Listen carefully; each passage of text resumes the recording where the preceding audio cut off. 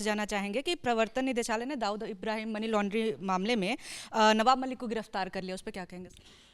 पहले तो मुझे तो एक वो स्टेटमेंट याद है, मोदी जी ने 2014 के पहले कहा था कि सरकार में आते ही दाऊद इब्राहिम जेल के पीछे होगा।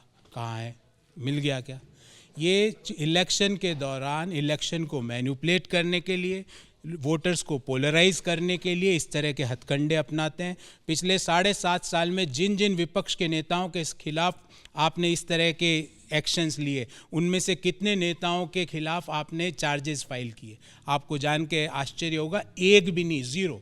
इसका मतलब ईडी, सीबीआई, एसएफआईओ ये सिर्फ विपक्षी दलों के नेताओं को परेशान करने के लिए इनका प्रयोग होता है। एवीजी शिपयार्ड का 23,000 करोड़ ऋषि अग्रवाल लेके भाग जाता है, सीबीआई 2-3 साल तक केस ही दायर नहीं करती है। एक देश की सबसे बड़ी स्टॉक एक्सचेंज एक बाबा चला रहा है, उस आईपी एड्रेस को सीबीआई अब तक ढूंढ नहीं पाई है, क्योंकि उनको तो सिर्फ एक ही चीज़ कही जाती है कि चुनाव के दौरान झूठी कंप्लेन करके इस तरह की न्यूज़ बनाओ, और चुनाव के बाद इन कंप्लेंट्स में कोई तथ्य तो रहता नहीं है, ये कंप्लेंट सब खत्म हो जाती है। इस तरह से इन सारी इंस्टीट्यूशंस का, भले वो सीबीआई हो, ईडी हो, इनकम टैक्स हो, रिजर्व बैंक हो, सेबी हो, सुप्रीम कोर्ट हो, आपने पिछले 7.5 साल में इन सारी एजेंसीज के ऊपर सरकार को डेंट मारते हुए देखा। नोटबंदी हो रही है, रिजर्व बैंक के गवर्नर को पता ही नहीं कि नोटबंदी हो गई। हमने ये भी देखा कि सेबी को पता ही नहीं कि देश की सबसे बड़ी स्टॉक एक्सचेंज एक बाबा चला रहा है। हमने ये भी देखा कि सुप्रीम कोर्ट के सिटिंग जज बाहर आके कहते हैं कि लोकतंत्र खतरे में है। हमने ये भी देखा कि रात को 12 बजे सीबीआई चीफ का तख्ता पलट हो गया, वो अपने घर पे सो रहा है, नया आदमी बन गया, उसको पता ही नहीं।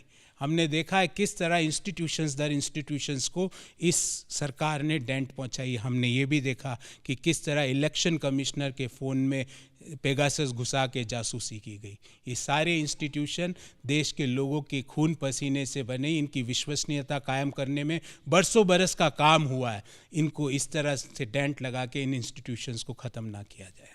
बहुत शुक्रिया सर हमसे बात करने के लिए। तो अभी आप सुन रहे थे कांग्रेस नेता प्रवक्ता गौरव वल्लभ को, जिन्होंने कहा कि जहां तक कोयला घोटाले की बात है, जो कि गुजरात में हुआ है, जिसका कि आरोप कांग्रेस लगा रही है, उसमें अच्छे से जांच होनी चाहिए, जो तमाम सवाल उठ रहे हैं उसके जवाब मिलने चाहिए। और दूसरी सबसे बड़ी बात, जो नवाब मलिक की गिरफ्तारी की है, तो सरकार हथकंडे अपना रही है चुनाव के दौरान विपक्ष के नेताओं को परेशान करने के लिए।